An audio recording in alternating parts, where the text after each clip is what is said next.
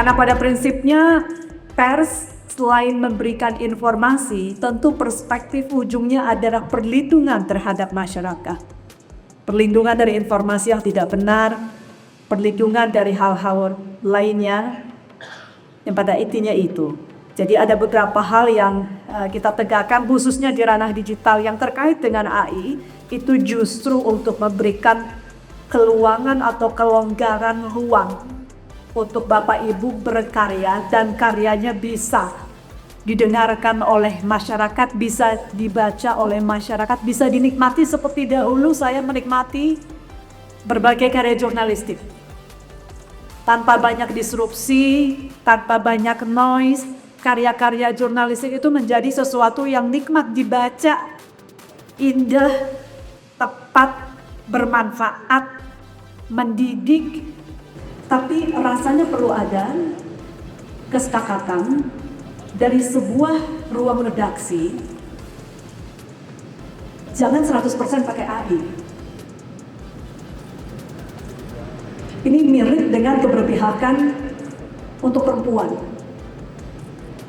Karena kalau kita mengatakan bahwa ini nanti beda kok, rasa karya jurnalistik yang dibuat oleh jurnalis dengan kecerdasan artificial pasti berbeda. Kita tidak tahu. Kedepan jangan-jangan karya-karya yang ditulis, tulisan-tulisan yang ditulis oleh mesin-mesin itu, karena mereka mampu membaca emosi melalui algoritma, mungkin bisa jadi lebih empatik. Karena moodnya dia tidak tergantung. Kita manusia moodnya amat tergantung. Nah, sehingga menurut saya perlu ada keberpihakan di ruang redaksi sejauh mana AI boleh masuk dan keberpihakan terhadap tangan-tangan manusia.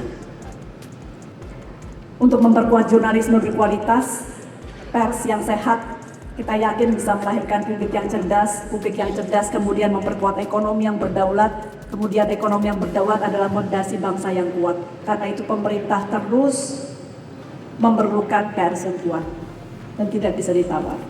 Karena ujungnya adalah fondasi bangsa yang kuat. Kita jadikan AI sebagai pelayan bagi kemajuan pers, pesan akhir kami.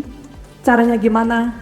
Ya kita sama-sama diskusi, jangan khawatir tidak ada satu negara pun yang paham betul bagaimana AI ini harus diperlakukan dengan ideal, dan tiap negara punya idealisme yang berbeda-beda. Kita yang menentukan sama-sama dan caranya kita menentukan sama-sama, dialog harus terbuka, kita harus saling berkomunikasi, lebih sering ketemu. Jadikan ini sebagai target kita bahwa kita tetap hidup di era AI dengan baik, bahkan kalau bisa dengan lebih sejahtera lagi dan lebih sustainable lagi pers Indonesia. Deklarasi Pers Nasional 2026. Pers merdeka, media berkelanjutan, demokrasi. Tentang menolak ini kerjaan. Ya.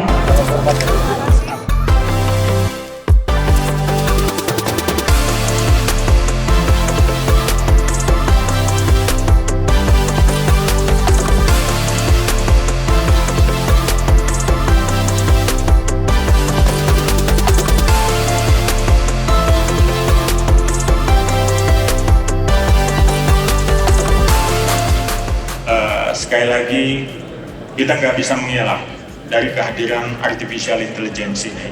Kita nggak bisa mengelak dari kemajuan teknologi yang sudah sampai pada titik ini pada hari ini. Kita ada di abad 21 dan abad 21 sudah berjalan seperempat abad.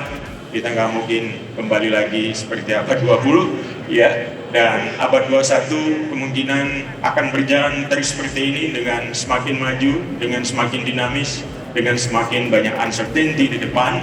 Nah, karena itu sikap-sikap dasar kita untuk mengantisipasi teknologi baru ini sangat ditentukan pada hari ini untuk menentukan masa depan kita nanti. Demikian pembukaan sedikit dari saya. Terima kasih. Wassalamualaikum.